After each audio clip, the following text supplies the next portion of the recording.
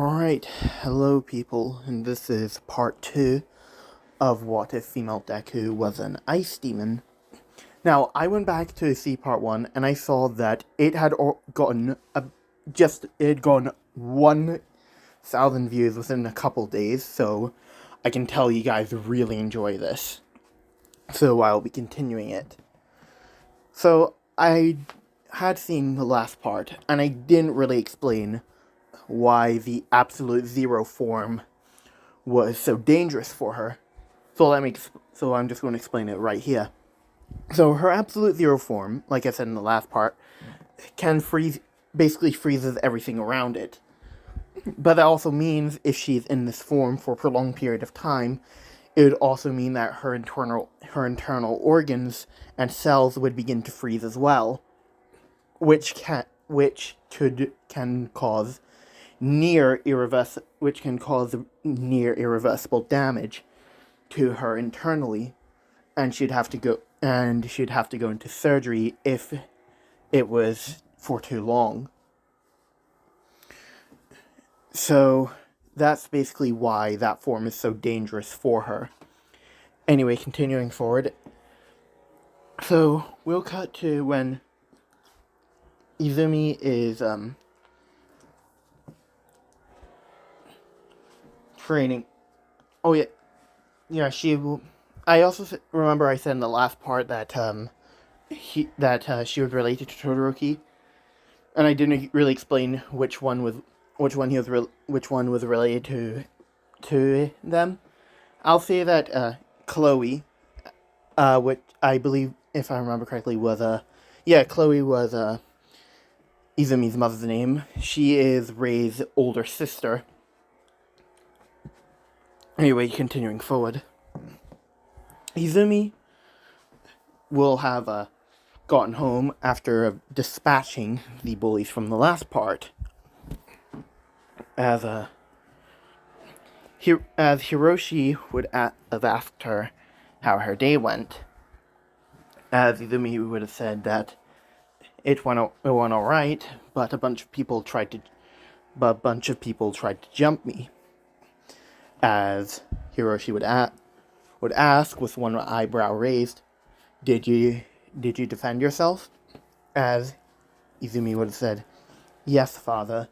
I caused an absolute whiteout in that area. Nobody even saw it coming. As Hiroshi would look at her, walk over to her, and say, That's my girl. As Chloe would say, So, Izumi, what college will you be applying for? As Izumi would say, I'll be applying for the same college as Shoto, so I'll be applying for UA. So Shoto and I will be training with each other to get into UA. As Chloe would have found that interesting, as she would say, You two haven't trained with each other in such a long time. And I heard from Rei that Shoto does visit sometimes, and that he has gotten a lot stronger with his ice, and he does sometimes use fire as well. As Izumi can say, I wouldn't say she can't say, as she would say, what can I say? I can be very persuasive when it comes to getting Shoto to use his full potential. As Chloe would say, Yes, you are, and it's absolutely terrifying how much like your father you are. As Hiroshi would say, What's that supposed to mean? As Chloe would say, Well, you are when it gets into fights, you are quite violent, and you are very persuasive due to your silver tongue. As Izumi would say, well, a silver tongue would be useful to get out of a situation, any bad situation. As Hiroshi would say, She's right, As Chloe would say, Okay, well, just try not to get yourself killed in the training. As Izumi would say, "Yes, ma'am." As they would both go off, not both of them, Izumi would call up Shoto and ask him if he would like to train with her to get into UA. As Shoto would say right away as he would get his stuff ready and go training with Izumi. As they are both in a large clearing, there are people walking about, like hiking trails. As there is a large opening, which is where they train. As I'll say, somebody who's hiking, I'll say Momo was hiking for a bit because it was a family trip.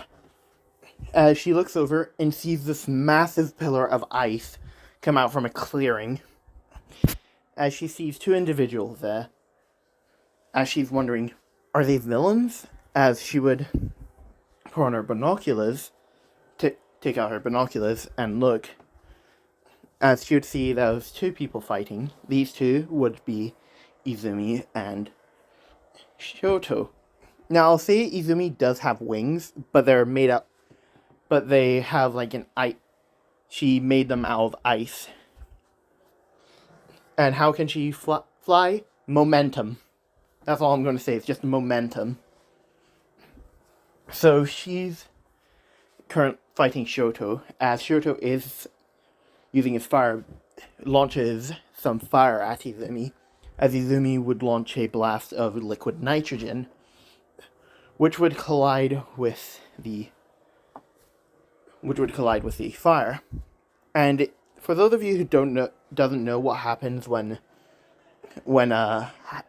fire collides with nitrogen or liquid nitrogen, it basically causes a massive explosion. As Izumi would fly through the explosion and punch Shoto right in the face. As she would then send him to the ground, as she has her hand on Shoto to pin him down, as she would say, "Do you yield?" As Shoto would stutter for a bit, as he'd say, "I yield." As Izumi would say, "Good.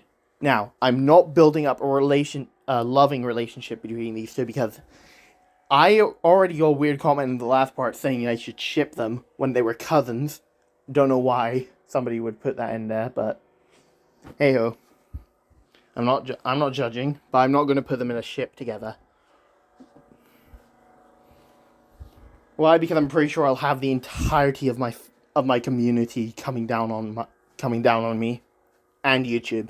So, anyway, continuing forward. As Shoto, she would help Shoto get up. As Shoto would say, "How do you keep getting stronger every time we train with each other?" As Izumi would say, "Oh, sorry about that." As Izumi would say, Well, I can freeze, basically turn air into liquid nitrogen, so we got that. If you guys couldn't tell what I was doing, I was basically shrugging, so as an indication that she was shrugging. So, Izumi would see the massive ice pillar, as she would say to Shoto, "To us, you've actually gone a lot better. It's a lot larger than the last one you made." As Shoto would say, "Yeah, you're right. I could probably make bigger, though." As Izumi would say, "Well, it's a lot more in shape than the last one. It was just literally a mountain with nothing but spikes." And Shoto would say, "Yeah." Anyway, hold on. I might pause for a bit, so I'll be back. Sorry about that. As Izumi would say, "Well, we should probably melt this before somebody comes and tries to report us for using our quirks." As Shoto would say, "Yeah, you're right." As he'd immediately begin to use his fire, as he would begin to melt the ice pillar.